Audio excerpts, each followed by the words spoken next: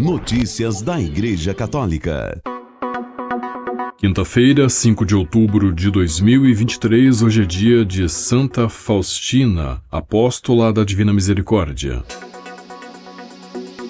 Multilateralismo de baixo para cima para combater as mudanças climáticas e não só. Reportagem de Andrea Tornielli, do Vatican News. Com a exortação Laudato Deum, o Papa Francisco não apenas especificou e completou a mensagem da encíclica Laudato Si, publicada há 8 anos. E esse novo documento, rico em dados e números extraídos da literatura científica mais recente, não se limita a lançar mais um alarme dramático sobre as consequências cada vez mais graves das mudanças climáticas, na esperança de que a COP 2028 em Dubai possa finalmente reverter a tendência antes que seja tarde demais. A Laudato Deum contém muito mais e no capítulo dedicado à fraqueza da política internacional coloca o dedo em uma chaga de nosso tempo, a ausência de instituições e organizações supranacionais capazes de impor compromissos e resolver disputas. Essas são indicações que o sucessor de Pedro contextualiza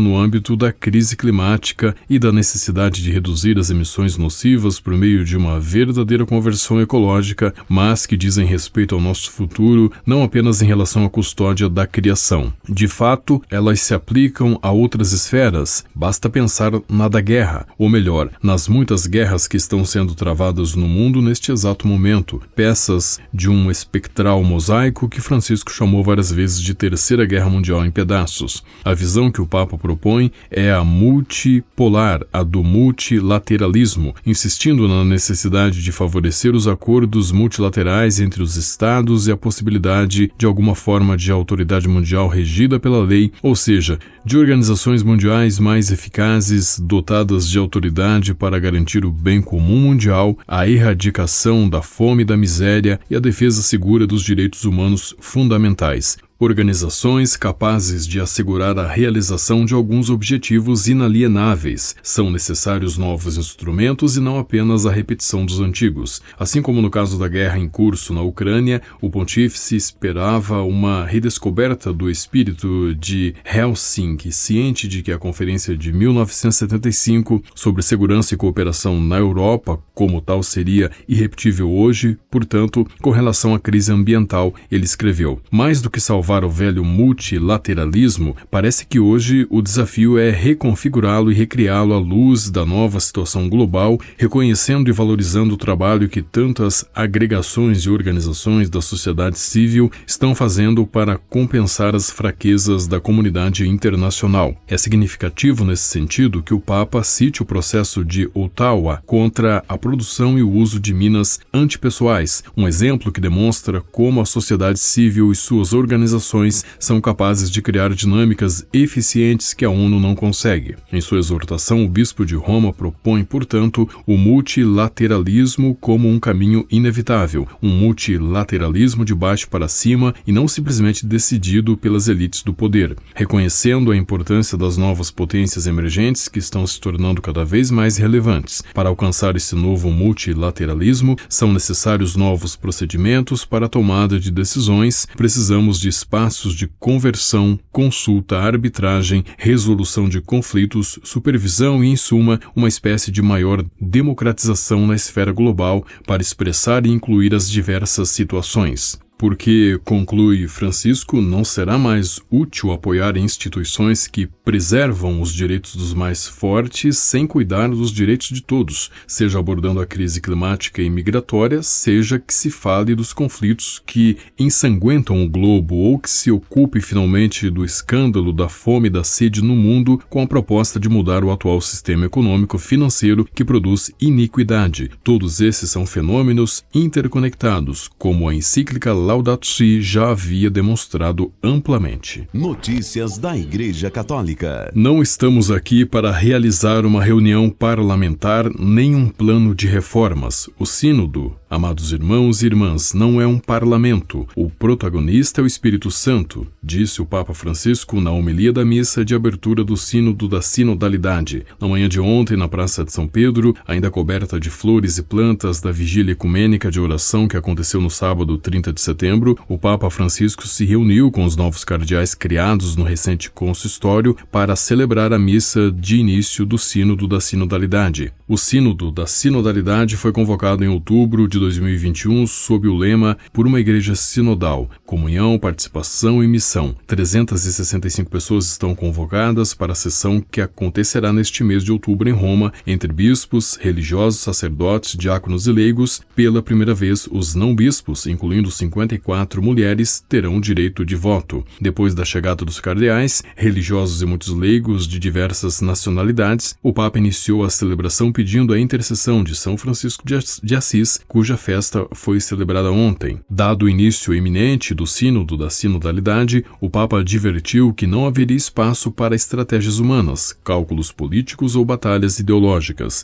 Não estamos aqui para parlamentar, mas para caminhar juntos com o olhar de Jesus, que bendiz o Pai e acolhe a quantos estão cansados e oprimidos, disse Francisco. Notícias da Igreja Católica. A Rede Nacional em Defesa da Vida e da Família fará neste domingo, 8 de outubro, dia do Nascitur, uma caminhada pela vida contra o aborto em mais de 60 cidades no Brasil. O objetivo é chamar a atenção não somente dos governantes, mas especialmente do Supremo Tribunal Federal, para que eles compreendam de uma vez por todas que a pauta do aborto é pertinente ao legislativo, disse a agência ICI, a presidente da rede, Zezé Luz. Ela comentou que a decisão sobre o aborto não cabe ao STF. São os nossos representantes legais, aqueles que foram eleitos pelo povo, que podem pautar ou até mesmo votar e decidir pela maioria. Somos um país democrático e queremos que se respeite esse direito, queremos que respeite a Constituição Federal no seu artigo 5º, disse Zezé Luz. Notícias da Igreja Católica. Dom João Aparecido Bergamasco foi nomeado ontem bispo de Primavera do Leste, Paratininga, em Mato Grosso. Até então ele era bispo de Corumbá, no Mato Grosso do Sul. A diocese de Primavera do Leste estava vacante desde junho deste ano, após a renúncia de Dom Derek John Christopher Byrne por ter completado 75 anos. Notícias da Igreja Católica. Um dos santos que se destacou pelo amor à criação e pela proximidade com os animais foi São Francisco de Assis, cuja festa foi celebrada ontem. Assim como ele, outros santos também demonstraram amor pelos animais. Na cidade italiana de Gubbio, na Úmbria, província de Perugia, existia um lobo que assustava a população, pois devorava animais e pessoas. Diante disso, São Francisco de Assis quis ajudar e foi até o local onde estava a fera. Quando o animal se aproximou dele, o santo fez o sinal da cruz em seu focinho e disse: "Vem cá, irmão lobo, ordeno-te em nome de Cristo que não faça mal a mim nem a ninguém." O lobo se aproximou mansamente e o santo lhe pediu que não voltasse a fazer mal a nenhum homem ou animal e prometeu que em troca os habitantes lhe dariam comida. São Francisco lhe estendeu a mão e o animal colocou sobre ela uma das patas dianteiras em sinal de acordo. Desde então o lobo percorria a cidade sem fazer mal a ninguém e até a morte do animal foi lamentada pela população. Padre Pio de Pietrelcina também era amigo dos animais. O padre Jean-Marie Benjamin é um padre francês que na década de 60 assistiu a uma missa celebrada por São Pio de Pietrelcina em San Giovanni Rotondo, na Itália. O padre contou à agência ICI que no momento em que o santo pronunciou as palavras para consagrar a hóstia, os pássaros que estavam nas janelas da igreja pararam de cantar.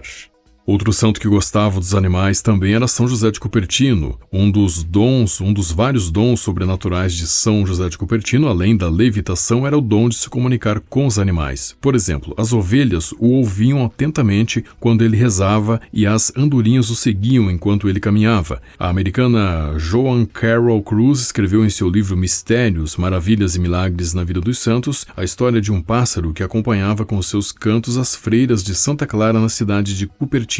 Segundo Carroll, um dia 2 noviças começaram a brigar e o pássaro se colocou no meio. Diante do acontecimento inesperado, um deles o atacou e o pássaro foi embora. Então as freiras pediram ao santo que o chamasse de volta e o pássaro voltou. Em outra ocasião, o pássaro entrou na área do coro e deixou que as freiras o acariciassem. De repente, uma delas amarrou um sino na pata e o pássaro fugiu. Vendo que ele não voltava, as freiras recorreram novamente a São José de Cupertino. O santo atendeu ao chamado e disse que havia mandado o pássaro cantar com elas e não tocar o sino. Depois, pediu ao passarinho que voltasse e ele ficou com as freiras.